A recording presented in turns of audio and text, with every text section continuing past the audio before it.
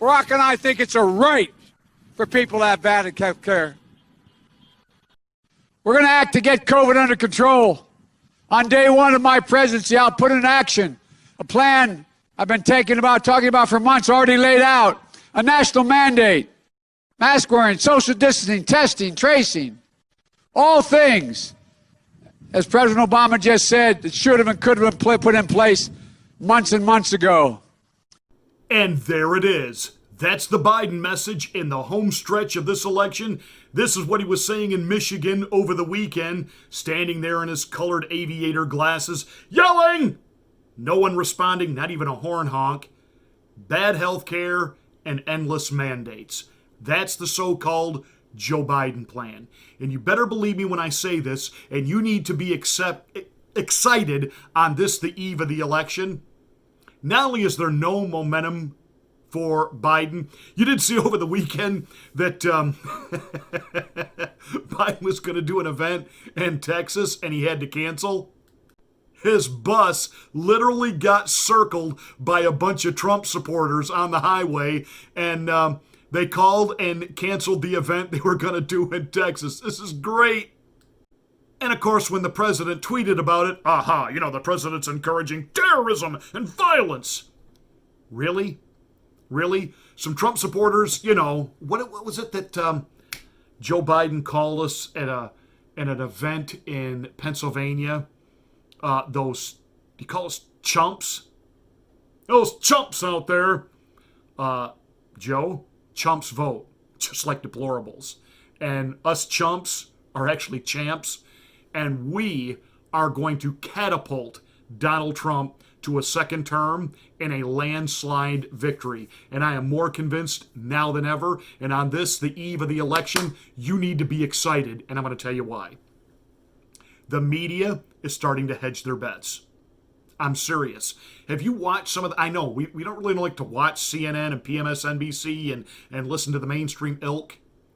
But if Biden was really ahead, if Biden was really going to take Florida, if Biden was really going to flip all these red states blue, wouldn't they be euphoric? They wouldn't. They don't have the class or the professionalism to contain themselves. If they really believed this was going to be a big night for Biden, they're hedging their bets. Saturday Night Live, their opening sketch was even about, hey, Biden, you could lose. That only happens once in a blue moon. This kind of upset. And they open the window and look, there's a blue moon, which there really was this weekend. You have Bernie Sanders out there talking about, well, if Joe Biden doesn't make it, it's because the liberal elites didn't want him. What? They still think, to a certain degree, their guy's going to win, but they're not 100% convinced. They're not 70% convinced. I'm telling you right now that the mainstream media and the DNC, they got their fingers crossed. They're hoping they've lined up enough, shenanigans to somehow pull it out. But right now, in their mind, it's 50-50. Oh, this could go either way. Hey, Michael Moore's already warned you. Get ready for a Trump re-election. Get ready. I mean, come on, people. Where's the momentum? Millions of ballots were requested. Absentee ballots. Nowhere near a reportable percentage of them have come back. Well, they'll all come back late, Patty Marty. Really? Now, I think everybody at first thought, well, we're not going to be able to go vote, so we better have our absentee ballot. I think those people went ahead and did early voting. And I think a whole lot of people that got that absentee ballot, the more they saw Biden, the more they listened, the more they're watching the economy rebound, the more they've just said, I may not like Orange Man, but with Orange Man, the economy's coming back, number one. And number two, I'll be free. You guys, you're burning your cities down, and you saying that some Trump supporters circling a bus is a riot, that's a problem? No. Nay. You guys, we have more mandates. We have masks. We're going to shut down. That is not what people want to hear. I've already done an exhaustive monologue regarding the fact that young people are now breaking for Trump. And you know why? They don't want to be locked down. They don't want to be gagged. They want to go out. People want to get back with their lives.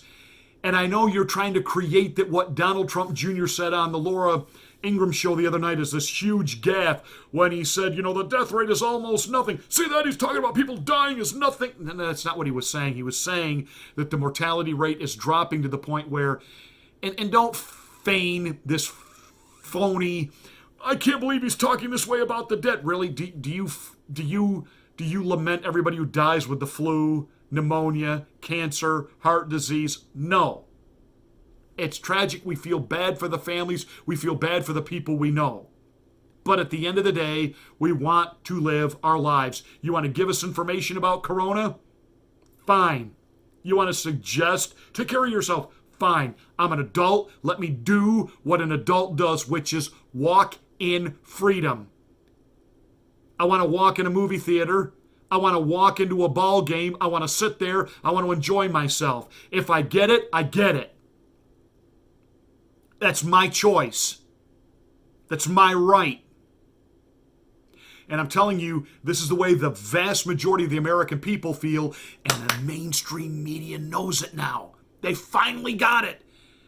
And they're not talking all cocky, and has nothing to do with, they're trying to bring the country together and they don't want to seem over euphoric. Bull hock.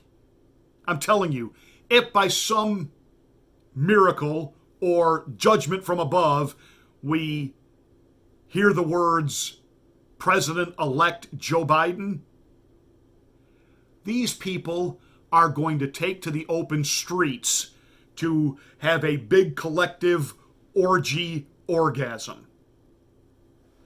They won't be able to contain themselves. Nor will they be able to contain their rage and their anger and their tears on the night that Donald Trump is declared the winner. So this isn't about they're holding back for classic. No. Nay. They don't believe he can win. They don't believe he can win. Buck up, everybody. It's going to be an exciting November 3rd.